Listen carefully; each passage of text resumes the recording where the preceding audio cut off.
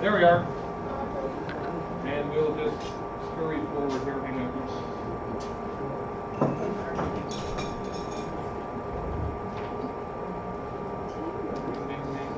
Oh, there we are. We're right back where I wanted to be. That's good. Okay, well, firstly, good morning, everybody. Welcome if this is your first time here. We love having first-time visitors, but we love even more second-time visitors, because that means they actually came back, which is good. Just a few things on some of the announcements that were made earlier. So the snowball, last year we did it with the Salt and Light Company, and if you're here last year, you know it was pretty packed. And we actually have more people regularly attending Cafe than we had last year, so what we've decided to is we're going to do it on our own this year, so it'll be a Cafe Church event. But what that will allow us to do is to create more space for you to invite your family, friends, co-workers, neighbors, and so on out to that event. So some more details will be coming out on that. It will be sort of a potluck event. If you can't provide stuff, don't worry about it. We have never had a potluck where we didn't have enough food. We will make it happen. And we're looking at getting some live entertainment afterwards. So we're working on that. And if you're interested in helping, please see Chris. So this year, we're trying to make as much space as we can for you to bring your friends out to that event. So you saw the little skit from the BBC about, do you speak English? Oh, no, I don't speak a bit of English at all, I don't know if you've ever been in a situation where you were trying to communicate with somebody in another language, and is it frustrating? Anyone ever been in that situation? Anybody been in that situation before? Every day. Every day. Every day. Okay, Eileen says every day. I have. Yeah. There's only like 12 kinds of English in the world, just to make it really hard for Eileen. Australian, New Zealand, 5 kinds of American, Newfoundland. Where's Caroline? Yeah, Newfoundland. Steve? Yes. German? What? German? Ja, you sprechen ein bisschen Deutsch, ja? Ja. I was saying that Oh, Esther, how many languages do you speak, Esther? Indonesian, English. And Australian, which is an entirely different kind of English mind. English. Yeah. English. So one day, when my daughter, Amelia and I were going through the Sydney, Australia airport, and this lady runs up to me and starts speaking to me madly in German. And I do speak a bit of German. Now, my German is rusty. Juanita and I were actually quite fluent back in the early 90s because we lived in a little tiny village where there were no Canadians. She had studied German at school, and we'd both done a conversational German course together. So anything we needed to do, we had to do in German. So I hadn't completely forgotten it all. Ich habe nichts vergessen, alles meine Deutsche. So this lady runs up to me, speaking in German. What she had said was, I understood her German. What she had said was, she thought she had missed her flight, and she wanted to know where the Lufthansa counter was, so she could get sorted out. So I started speaking to her in German. My daughter Amelia looks at me like I'm from outer space. Now she speaks French. She was fluent in French and English. She was in French school. And when this conversation was done and the lady went off, she goes, "Dad, what was that?" I said, "Oh, that was German." I said, "I still remember enough of it to be able to do some basic communication." So sometimes we may find ourselves in a position where we can actually help somebody. Now there's a very common term for that. That comes actually from the Bible, although many people who use the term may not realize it has a biblical significance. Does anyone know what that term is? Somebody who helps complete strangers. Good Samaritan, absolutely, and that's what we're going to look at today. We're going to look at what the story of the Good Samaritan can teach us about mercy or compassion. And you saw the song earlier, the mercy song we played. That was just to get us kind of in the theme of today's talk. So that term is used quite a bit in mainline society. A lot of people actually have no idea what it means or where the story came from, but it actually has biblical origins, the story of the Good Samaritan. And it's the third of the 3 stories I wanted to do on Samaria, the place where Samaritans come from. 3 weeks ago, we looked at the healing of the leper. So 10 lepers were healed. Only 1 came back and worshiped Jesus to thank him for healing them. And out of the 10, he was the only one who was a Samaritan. And Samaritans, as we'll learn a little later, were the enemies of the Jews for some reasons I've talked about in the past and we'll look at again today. And then last week we looked at another story of a Samaritan. That's going to be part of our review, so I won't start that yet. So basically here's what we're going to do today. In order to address this issue of compassion and mercy, we're going to look at 5 things. We're going to review last week briefly. Sorry, 2 weeks ago, because Mike spoke last week, right? Yes. We're going to look at what compassion is, and that you guys will be very heavily involved in that. We're going to look at a biblical example, the story of the Good Samaritan. I'm going to ask you, sort of, so what out of all this? What have we learned? We're going to go deeper on it, and then we'll have a challenge time towards the end, as we usually do. So, the way things work here, in case you're new to our format here, is this is very interactive, right? We'd like people to jump in. Even if you don't have a necessary Christian worldview, that's totally fine. Jump in and share your ideas with us. We like it to be very interactive and participatory. So the first thing we're going to do is a review. And last week we looked at what are you drinking? So what were the key things that came out of last week's talk? Anybody? Don't be shy. Hands up if you were here last week. Let's start there. Okay, so here's all the people who know all the answers. Were you here last week? Oh, sorry, 2 weeks ago I meant, yes. Okay, there. Who was here 2 weeks ago when I talked about this, not last week when Mike talked? Okay, so we looked at drinking. What did we talk about? Yeah, drinking living water. And what was the setting of that story? Yeah, the woman at the well, right? And what ethnicity was she? Samaritan, right? Now I said, I was calling her, I was reviewing my audio of this last week, and I sometimes said Sumerian. Samaria is where they come from. Samaritans is actually the correct term, so I apologize, I messed that up a bit. But so Samaria was this part of Israel, which took up a big chunk of the middle of Israel and the west side of it. And it was an area which, hundreds of years beforehand, a king had come in, the king of Assyria, and he removed most of the Jews from this area and sent them into captivity to the east. And then he repopulated this area with other people from his kingdom. So these people came in, they were from different cultures. It wasn't just one group. Different cultures, different religions, and of course most people at that time were polytheists anyways. They had multiple gods. They just kind of made gods to suit their needs. And they settled in this area. So what happened was, over the centuries, was they intermarried with the Jews that had been left. But there were still sort of remnants of the Jewish faith and tradition in this society. But to the rest of the Jews, they were basically heretics, because they had adopted some of these practices and religious teachings of these other groups. So the context of all these stories of the Samaritans, whenever Jesus mentions a Samaritan or the area of Samaria, for most Jews, this is like, those are the bad people, right? They sold us. They are corrupt. Their understanding of the Jewish, Old Testament and tradition is wrong. They've compromised. So there's a great deal of animosity between the traditional Jews who kept their faith and the people of Samaria. So that's a bit of historical context. Yes, Floyd? So is that where that meaning Good Samaritan comes from? Yeah, so it's kind of ironic. It's like saying the good Nazi, okay, or the good Ku Klux Klan guy, right? Like, you go, what? What do you mean the good Ku Klux Klan guy? Or what do you mean the good Nazi? How can there be a good Nazi? I mean, it was a terrible organization, right? So it's kind of like saying that. That would be a modern day equivalent of it. The story of the good Nazi. If Jesus were here today, he might do it that way. The story of the good Hell's Angel guy, right? Right? That's kind of a modern equivalent of it, right? Well, no, what he's saying is, it's kind of irony. He's saying, hey, I'm going to tell you a story about the good Nazi, and everyone's going like, what? Get out of here, it's no good Nazi, right? Right? That's kind of the context of it.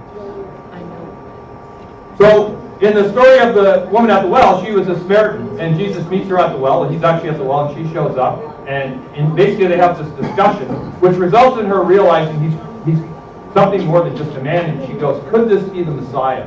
So she knew enough about her Jewish faith to know that the Jews were anticipating the arrival of a Messiah. That had been preserved. And so she asked this question, could this be the Messiah? Which, by the way, is a great question for everybody to ask themselves. And the only way you're going to find that out is if you read the Bible. That was my main point from 2 weeks ago. So what happens is she decides he is the Messiah, and she actually goes around telling all of her Samaritan friends about him. I've just met the Son of God, basically is what she's running around saying. So that was last week. So what else did we learn from her story, though? Anybody remember? She was kind of an outcast. And part of it was she'd been married 5 times, and the husband she was with wasn't really her husband or the man.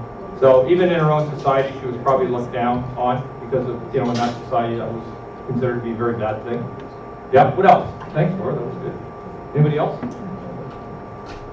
There was a comment in there about worshiping. Does anybody remember what the worshiping piece was? Worship God with what?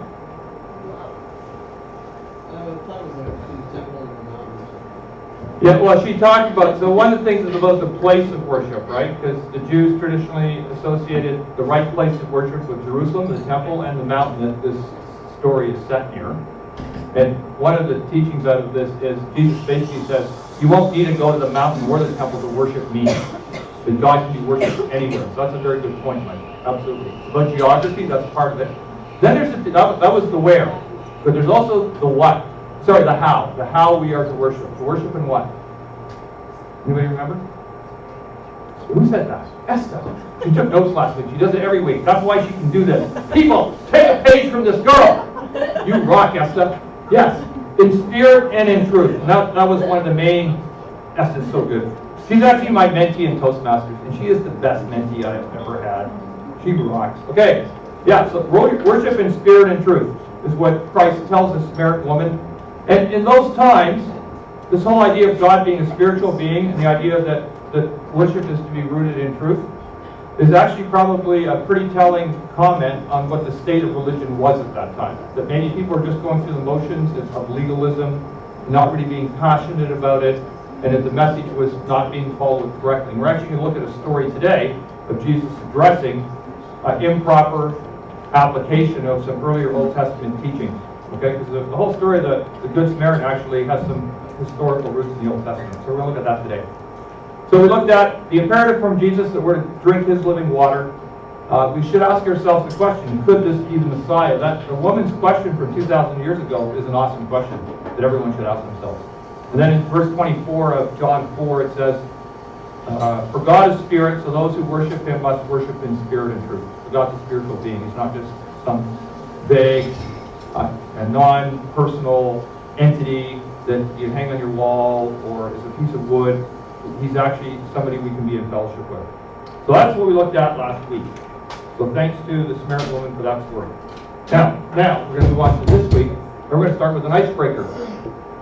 What is compassion or mercy? You use that. Caring. Understanding, very good. Yep. Who said caring? Thank you, Sarah. Very good. What else? Empathy. Yeah, it can be empathy, absolutely. So what's the difference between empathy and sympathy? Being there and feeling for others. Having lived it. And So- you can empathize if you've lived it. Now you can sympathize if you look at it. Empathize with having. Yeah, you can empathize. So empathy is, you're going through a tough time. I haven't gone through that before, but I kind of get where you are. Like I'll be, even though I haven't walked in that trail, I'll be with you. But sympathy is, you've actually done it yourself. No, it's that way. But if it's wrong, I'll correct myself next week. But I'm pretty sure I'm right. On this one, I'm self-memorized. Just ask my wife. Just kidding. Yeah. Okay, two most important words in marriage, yes, fear. Okay? You can be married or you can be right. Those are your two choices. No middle ground. What's the most important word? Yes, fear. Yes, dear. Yes, fear. Write that down, Peter. That's very important for later in life. I've been Words told, from the why. I've been told a happy wife is a happy life. Yes, absolutely. Yep. Your Yep. wife That's very good. Your wife should get the last word, though. She always gets the last word. Absolutely. Yep. Several actually usually is how it works. Okay. So what else is compassion? Anybody? I remember that you once mentioned about how it comes from someone who has the right, who has the right to actually punish, but Yeah. decided not to. So it is almost like different things. Yeah. So that's the mercy piece. Mercy and compassion are similar terms. And they're both kind of captured in this book, story we're going to look at today. And you're absolutely right. That says when you have the right or the ability or authority to deny someone a compassionate response, but you choose not to do it. You may be rightful in doing it. So in the context of the story we're going to look at, you could argue that the Jews might say, well, that's a Samaritan. They've sold out. I have no responsibility to them. And I do not have to help them. They've turned their back on God, or they're not interpreting God correctly. So that's very good. So this whole idea that you don't have to do it, and in fact, maybe that person even doesn't deserve your mercy, because maybe they did something to you, or they've done something wrong, but you still show it. So that's good. Thank you for that. What else? Anybody else?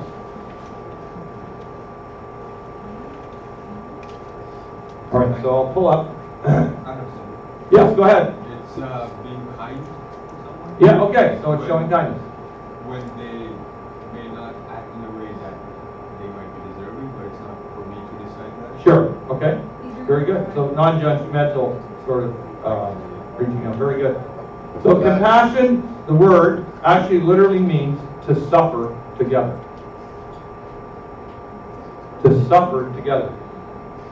So let's say that, and God forbid it should happen, Ruby tells me tomorrow that she's got some chronic medical situation happening. That she just, the doctor's diagnosed her, and it's just terrible. How do I suffer together with Ruby? I mean, I don't have it. Be there with her. Okay, so being present with her, right? And sharing in that sense, because you can see the anguish and so on, Talking. and then maybe the fear or the concern of the unknown. Helpful in any way that, Awful. Offer your Yeah, so saying, Ruby, how can I help you, right? What are some things, maybe, in fact, we got to square away the timing for a movie for Jeffrey, but, like I might say, can I take Jeffrey for you for an afternoon to give you a break, just so you have time to do stuff, right? So, it literally means to suffer together, is what that word means, which is, to me, it's a pretty powerful sort of emotional term, right? And it's a feeling that arises when you're confronted with another suffering and feel motivated to relieve that suffering. So it's actually, there's an action element to this. So I can walk by somebody, as we're going to read in this story, who's suffering, go, oh, that's too bad, I feel so bad for you, and then just walk away. That's not really compassion, right? That's It's more turning like a blind eye to it, right? That's being like an idiot more or less. Yeah, that's a good way to put it. Yeah, okay. Yeah. We can find a nicer word, but yes, okay, I see what you're saying. So the whole idea here is we're actually feeling motivated to do something to help relieve the situation. Okay? Now, oops. Oh, okay, I showed you some hints. That was supposed to be a build. You weren't supposed to see the answer. I blinked. I didn't. Anyone got a photographic memory? No, okay, good. We're solid then. Okay. We'll find out if you saw some of what. What are some of the obstacles that get in the way of us showing compassion to other people? There are things. What's that? embarrassment maybe? Okay, can you Someone give might be me? embarrassed, like, someone might not want to help this American person because, is that right? Yeah, because they're not of the same. Okay, so fear of what other people will think if you help that person. Very good, Sarah. Yeah, that's excellent. Yes.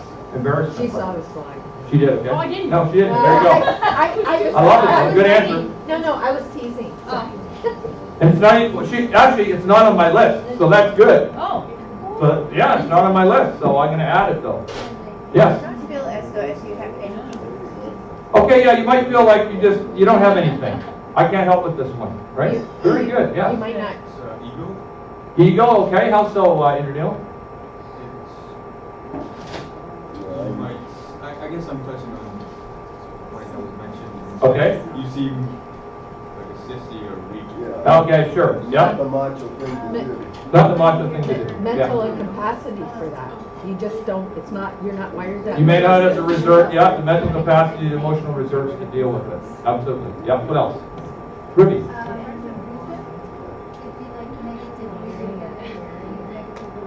Yeah, sometimes when you reach out to help people, there can actually be a cost to it. Okay? So it's been a couple of times when I've been in the military where people were dealt with in what I felt was an unfair, disadvantageous way. And one of the things I discovered very early in command is people appreciate loyalty. When you stand up for people, they stand up for you. So one of the things I made sure of when I took over command of my regiment back in October of 2013 was that I would stick up for my people. And that really paid off for me in command. It was the right thing to do, number one. And number two, people went the extra mile for me. And I had a couple situations where people were basically going to be punished unfairly or dealt with in an inappropriate way. And I had to stand up for them, and in some cases that came at a cost, right? Like your boss doesn't like the fact that you're constantly the disturber, right? You're the person who's, being the alarmist and phoning his cell phone on Sunday night to complain about whatever happened, right? So sometimes there's a cost to it. Very good, yes. Not wanting to commit the time. Yeah, so especially if you're already busy, right? Because then it's just another thing in your life, right? So that's very good. We can be busy. So there's a whole bunch of reasons, and you guys actually nailed. Some that I hadn't thought of. So I put selfishness, which is a bit of what Sarah was talking about, right? Just a bit of the ego piece. Busyness, inattention. So we're not even aware that something's happening. So let's say you walk into work, you go, "How's it going today?" And one of your coworkers, and they go, "Yeah, it's going great." You go, "Oh, fantastic! That's wonderful! Yeah! Woo! You're having a great day." And you go like, "Wait a minute. Okay, that would be me, okay? Because I asked my wife. Like, she's constantly saying, Steve, no, that person did just not say it was good, okay? Right? Wake up! You know, you need to have your radar on. Right? Pay attention. Sometimes you're just totally not aware that someone's really in need. And a good indicator is when you say, well, how's it going? You don't get a, oh yeah, it's all going great, right? They were hesitating. They're hesitating, yeah. He goes, oh, is everything really okay? Like, what's going on? You want to talk about it? Right? Okay, prejudice, right? Prejudice. In this story, the Good Samaritan, the big issue actually is prejudice. All those Samaritans. Can any good come from Samaria? Yes, Indra. I have one more. It's if you have history with the person and Yeah. it hasn't been good, Yep. that might motivate somebody to not show compassion. Okay. Yes, if you haven't got the history, you mean? No, if you have had a bad history. Oh, I see, right. So your past experience with them, yeah. Okay, that's a good point, yeah. Because you might see the same behavior repeated over and over again. Yeah. She gives the benefit of the doubt. Okay, yeah. I Lloyd. was trying to say the same kind of points he was, is you've had knowledge and this guy goes off, you ask him, he's going to say, well, it's Yeah. nothing. You know he's going to say that. Yeah. And sometimes you might stay away from that because you know the past experience. You know the past this guy, experience. it's always seems to be negative. No Yep. matter what's going on. And you have to be careful, right? You have to be wise because about you this. don't know if it's another Yeah. one of the... Another, yeah. So, Whether they mean it or not. exactly Yeah. what that guy was saying. Yeah. But that speaks to bias, What you mean? Yeah, so bias, yeah. based on past experience. Yeah, exactly. You gotta have a bias towards that person because of whatever else happened in the past. Yes, yes, ma'am. Sometimes you are overwhelmed with yourself. Yeah. You start thinking, what happened if I pass my overwhelmed feeling that Yeah. instead of bettering the situation, I Yeah. ended up just making the situation worse. Yes. Yeah, that's good. Yeah. So discernment is an issue we'll talk about here shortly. And you got to be careful because you're only one of 8 billion people in the world. And if you try to solve the problems of the other 7,999,900, you know, whatever, you're going to be a very tired person very quickly, okay? So you need to apply discernment to how you reach out in compassion.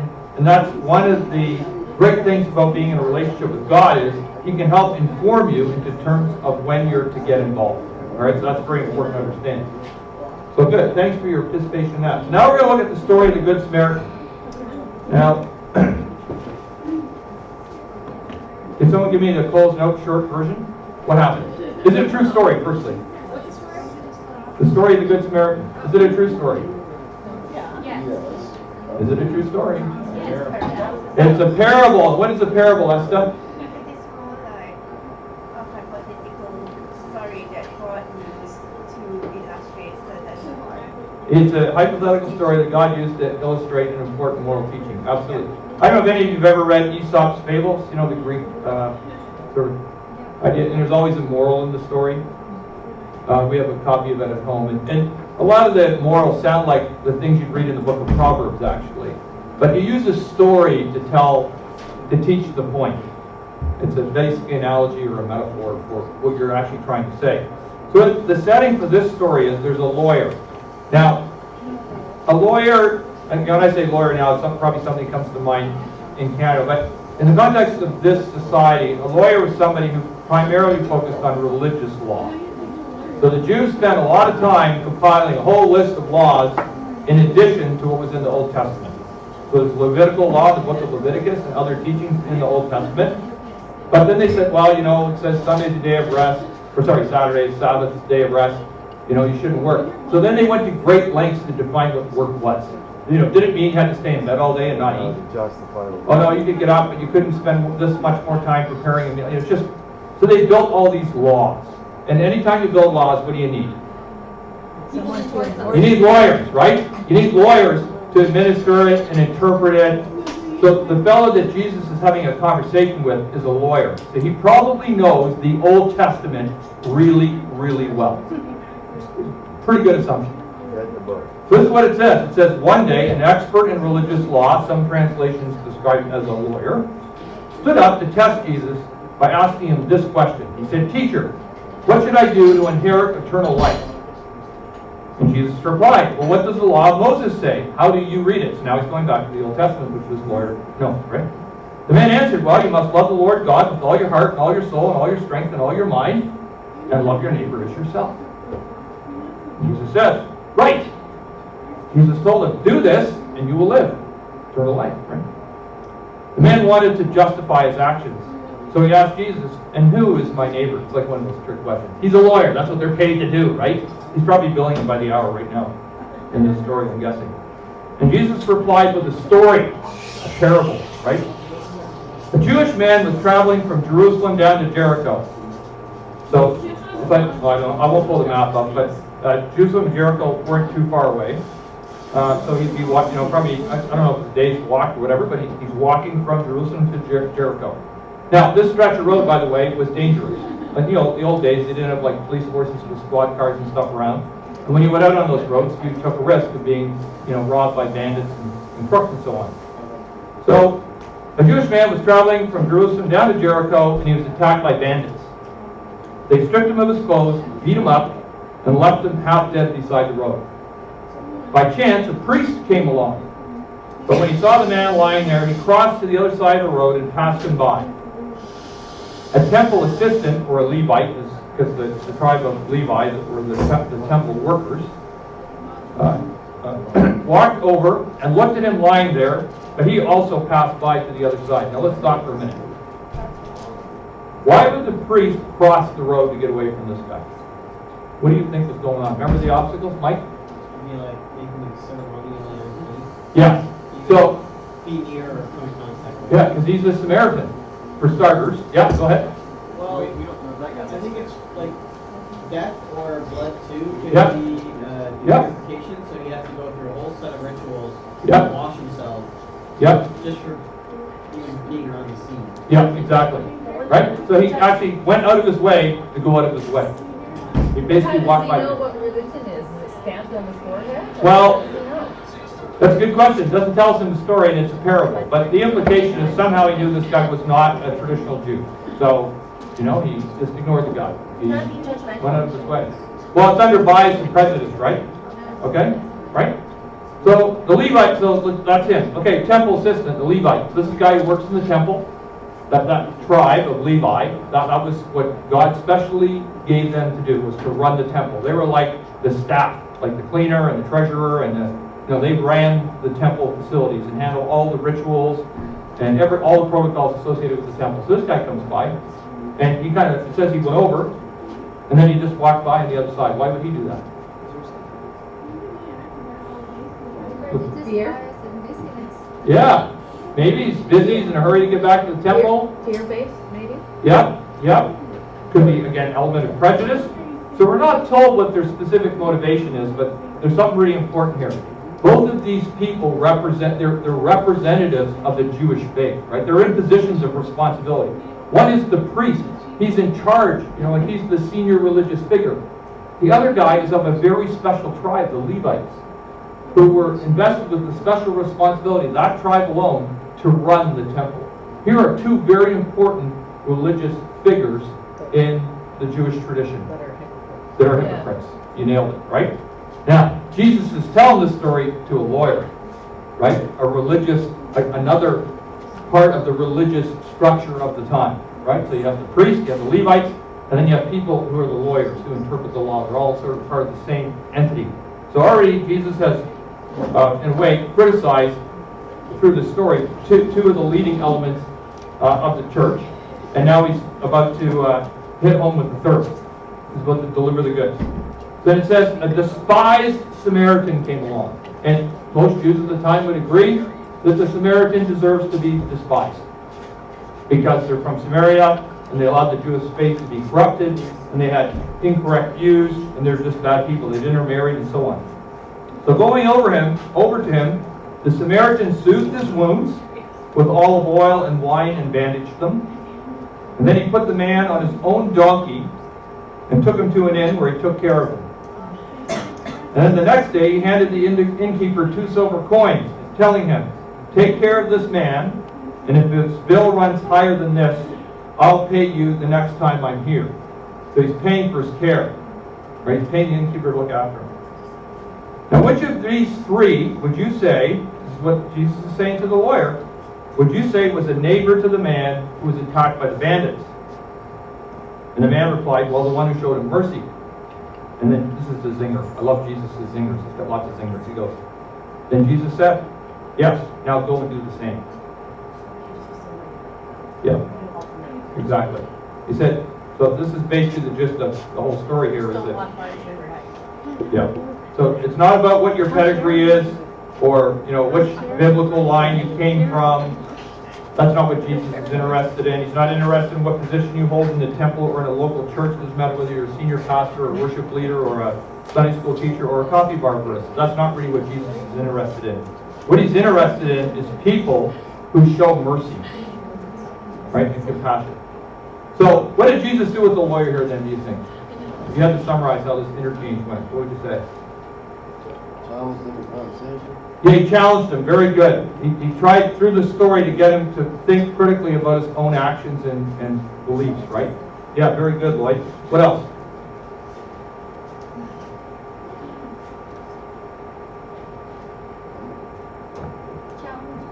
Okay, yeah. Yeah. I think one of the things he did was he illustrated that the lawyer didn't really understand the Old Testament. Because he didn't figure this out on his own. In fact, if you go to the Leviticus 19:18, it says this. And the lawyer would have known this. Okay, Leviticus 19:18. But you shall love your neighbor as yourself. I am the Lord. This is God speaking to the Israelites. I am the Lord. You shall love your neighbor as yourself. And in this case, Jesus is trying to illustrate to him what a true neighbor is. So he helped the lawyer to understand what true mercy actually is through this parable. This, it's a made-up story. It had a moral element to it, but it was designed to teach this very important point which the lawyer did not understand. So when you go to Luke 10:25 to 37, there's a couple of verses I really want to highlight to you, which I'm going to pull up now. I'll give you a chance to read through and then we'll talk about it.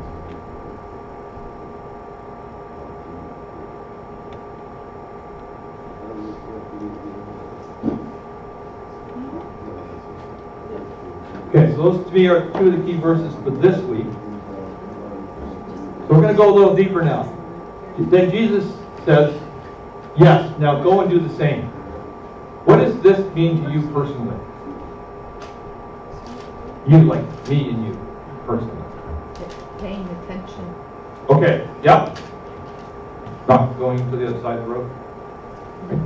Helping when you can. Helping when you can. Very good, Sarah. Thank you. Mike.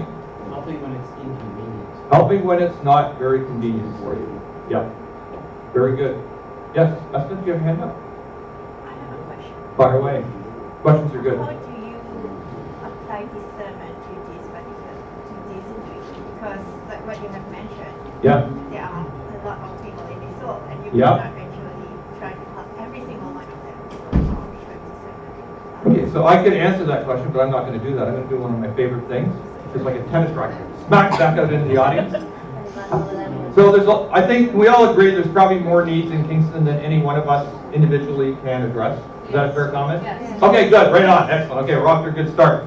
Because if you didn't say yes, I was going to get you very busy very quickly, okay? I had a job for you. Okay, good. So what's the answer? How do you know when the right time is to get involved? When they ask them. Okay, so that's a good point, actually. Thank you for that, Laura. What's that? Right, but the first stage, good indicator, someone asks you. So but you can't say yes to all the people who ask you, because again, if you did a survey across Kingston, you find out that you're going to be a very busy person. What else? What are some other techniques or Neil? When you see a need that you are capable of. Okay, so that's a very important point, right? Sometimes, and I run into this in the context of ministry quite regularly, people will come to me with an issue, and I try to be honest about what I think I can do for that issue. So, for example, I've had situations where people came to me for marriage counseling, and in some cases I've been able to help.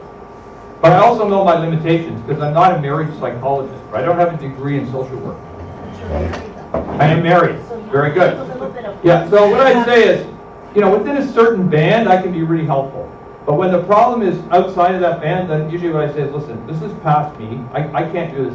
I can get you some help. I can get you a referral. But this is way past me. I need to get someone else to help you if you're willing to do that. So that's usually the approach I take.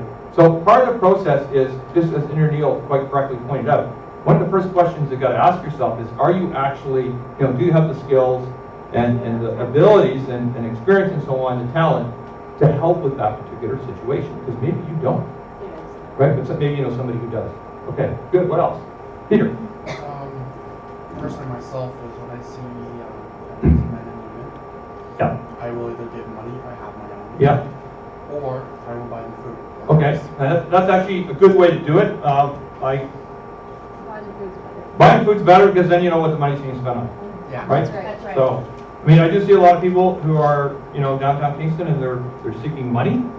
And a lot of times they're smoking. And I go like, well, okay, I understand you need some money, and I'm not doubting this, they're in poverty, there's no question, but I kind of go like, how do I know the money's going to not be spent on cigarettes versus actually food, which you say what your little card says it's for, right? Yeah. So, so wisdom, food, buying something. If they say I need a winter hat, go buy a winter hat. Yeah. Great, absolutely, good choice, Peter. Yeah, I like that. Yes, Engineer Neil. Well, a friend of mine said something and I think I would like it. It's that he usually gives money and he doesn't give change. He gives $20, $30, $40. Okay. And that way the person doesn't have to sit on the street anymore. They go do whatever they want to, and it's not up to me to decide what that money is going to. Right. I give, or not give. That's up to me, but it's not up to me to decide. Okay, this person is going to get it, and that person is not going to get it. And, I could offer different perspectives. Some cities have actually gone, they ban panhandling. What they have are meters, orange parking meters around town, and if you feel to do it, you put the money in there. The money goes into services. Oh, really? Oh, Yeah. really? Yeah, the money goes into providing, like, say, shelters and, detox clinics for alcohol and drugs and so on, rather than giving it to the individual. Because if I give someone $20, I don't know if they're going to buy a dime bag with it or whether they're actually going to use it for food. So you might actually inadvertently be making the problem worse by subsidizing a lifestyle which in the long run is not good for people. Like, none of us probably want to see people living on the street, right? I mean, we'd all love people to be in a... Yes, Jean? I would like to know, in Kingston, Yeah. does one really have to go hungry? No. That's one thing. Good question. Everywhere, every day. Yeah. Like so many food programs. Jane? Well, Sorry, go ahead, Jane. One sec. you might not have the mental wherewithal Yeah. to get the food for yourself. Yeah, or the physical ability Or to get there. There Yeah. was a fellow downtown Yeah. one day, and he was smoking, Yeah, but he didn't have any legs, and he was in Yeah. a wheelchair. yeah. Yeah, I've seen that And what already. I gave him, I went in my wallet and I gave him all the change I had. Yeah. Actually, I had a St. Anthony medal in there. Oh, And I yeah. said, oh, well, because I Yeah. tend to lose stuff, and I Yeah. don't know every time I find stuff. So anyway, I said, oh, well, I started actually chatting to him. I said, Yeah. well, I don't know if you're religious or if you've gone to church. Yeah. Then he started opening up to me. Well, yeah, I used to go, and I, Oh, you know, cool. and he started telling me a bit about his life, and I thought, I put myself in his wheelchair, and Yeah. I thought, okay, if I didn't have any legs, and I was of retirement age, Yeah. I was 65, because he looks like he's between 60 and 65. Yeah. I'm thinking, what else have I got? Yeah, and if I was already smoking, I'd Yeah. probably be smoking. Yeah. So to me, I was putting myself in his That's a good way- situation where he didn't have a life, and I thought, I don't care if he uses it to buy Yeah. cigarettes. If it makes his life better than what it is. So let me highlight a So- very important thing which I often bring up when it comes in reference to people soliciting funds in the street. I know lots of people who are like the priest and the Levite who are walking around the person. Oh, And yeah. you can walk around the person by giving them $5. Because really what you're doing is you're giving them $5. And if you don't have a conversation like Jane had, then you give the $5 and they're off the radar and you walk away. As opposed to whatever you decide to give them, having a conversation with them. Right? I mean, I know the fellow you're talking about. He sits there all day, all winter. He's in the hospital now. Yeah. He's very, I could sense Yeah. his loneliness. Yeah, Yeah. so there is an example, I guess, of, go and do the same, right? Like, interact with the people, get to know them, find out their story, take them out for a coffee, maybe take them to lunch, rather than giving them the $5 and then walking around, or the whatever. Peter, yes? Ken here, Ken here, at the church is doing blessing days. Yes? And so they have hats or mitts or things that you can Yeah. Cool. give them. And that's actually what our announcement was about earlier. We're doing the same thing here at Cafe, and Vicki is the lady running that. She's not here today, but there'll be more information on that later. Jean, you had your hand up here. I was walking down the street one day and this guy said he was hungry. Yeah. And I said, well, I won't give you money. Yeah. But come on and help me. And we went into Cards Big. Yes. Well, he wasn't so Yeah. vested appearances. Yeah. There were 4 girls behind the counter, 3 stepped back. Wow. The one was very nice. Yeah. But when I went to pay, he said, you know, you could use your phone. What did he, why was he telling me this? Did he think I would get extra cash? Oh, I don't know. Some of them are very young. Yeah, yeah. And also there's 2 slots, another one is out there, is had it. Yeah. And then the next time I see him, he's had it on the corner on his cell phone. Okay. Now, Well, maybe his cell phone is good for his protection. Yeah. But then maybe, hey, Yeah. cell phone. There's something I heard about which is interesting. Apparently now there's like a way to do automatic debit on your cell phone. Yeah. A lot of people are panhandling with the automatic debit on their cell phone. You can How just do you do do it. that? Hey, that's efficient. Why not? It's the IT age, right? How do you do that? Yeah. How do you do that? Oh, everybody wants to know now. Ah! Yeah, there's a way you can do it. It was in the news recently. Yeah, it's like an account transfer. You just they have a bank account set up and you just. It's very convenient panhandling. It's easy. that's right. So all that to say, it's in generosity. You know, certainly generosity is encouraged. But I'd encourage you not just to give money away, to actually make an investment in the person. And that's really what the fella did, the Samaritan, in this story was. He actually took time to be with the person, make sure he was really looked after and got to know him. And that's the lesson, I think, in all this. Yeah. Okay, so that's good. That was a very lively discussion. That's fantastic. I love lively discussion. Okay, so we're into challenge time now. So the story today came from Luke 10:25-37. I'd encourage you this week to do a devotion on that. Take a read through that story and see if maybe there's some other things that come out for you. Just this morning, some of the things I thought of, some things you brought up were not things I thought of, right? Which is great. I mean, I love it when that happens. So maybe there's some other things that will leave that out at you as you read through this story. So if you're a follower of Christ, I'll give you this challenge this week, and that is, how can we as a church and you as an individual, or me as an individual, be more compassionate this week? That's your challenge for this week. Now, if you're not a follower of Christ yet, I'd love you to take the opportunity to discover the compassion of Christ that He has towards you. And He demonstrated that through His death on the cross and dying for our sins and paying that price. He's made it possible for us to inherit eternal life. That eternal life that we read about in the story of the Samaritan woman, the woman at the well, 2 weeks ago. That eternal life. And once you've done that, I think you'll find then you'll want to share that with others, share that compassion with others. And what we say at Cafe Church is it's like 3 really easy steps.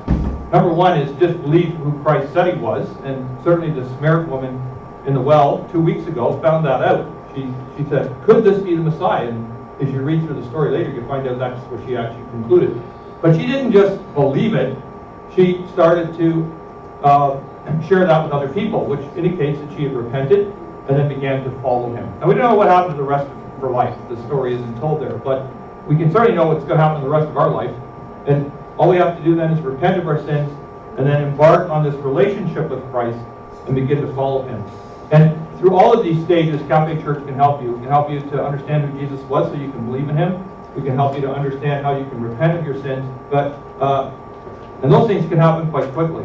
But the following Jesus is a thing you do for the rest of your life. And that's something really that's done well in community, which is why we have this church.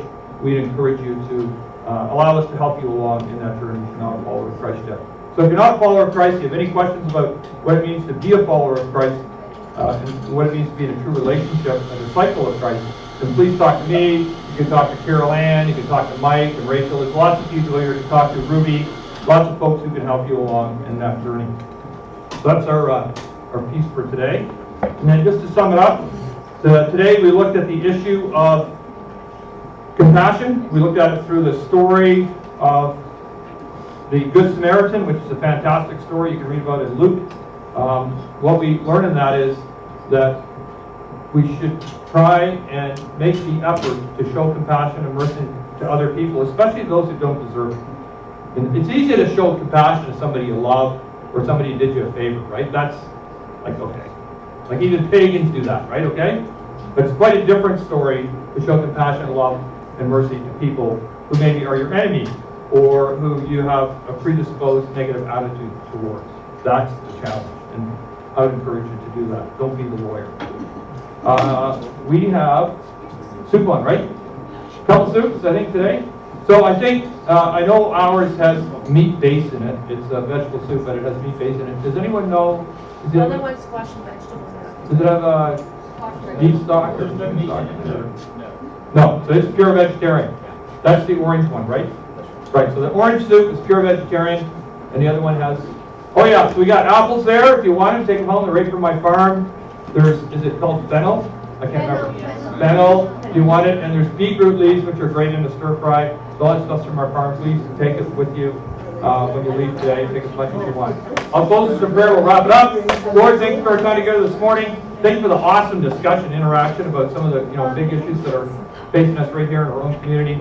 And I just pray for wisdom for people as they reach out to be compassionate towards others. And thank you for this food in your name. Amen.